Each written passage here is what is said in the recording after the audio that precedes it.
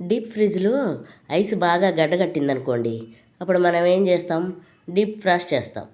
ఈ deep Frost చేసినప్పుడు నీళ్ళన్నీ కిందకు వచ్చేసి ఇంట్లో మళ్ళీ ఊడ్చుకోవడం తుడుచుకోవడం ఇలాంటివన్నీ చేస్తాం కదా.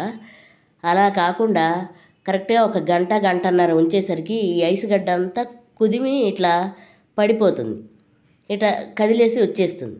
అప్పుడు దీన్నంతటినీ కూడా మనం విడిగా తీసేసి బయట పెట్టేసాం అనుకోండి, అప్పుడు ఇల్లంతా తేమ అవ్వకుండా నీళ్ళేమో గుమ్మంలోకి రాకుండా ఉంటాయి. మళ్ళీ ఊడ్చుకునే పని ఉండదు, తుడుచుకునే పని ఉండదు. లేదంటే మనం చూసుకోలేదనుకోండి, ఈ ఐస్ అంతా కరిగిపోయి మనకి ఇల్లంతా తేమ అయిపోతుంది.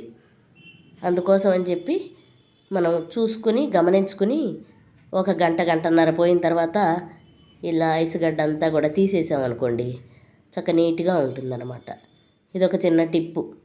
మనం డీప్ ఫ్రాస్ట్ చేసుకున్న తర్వాత త్వరగా అయిపోతుందన్నమాట.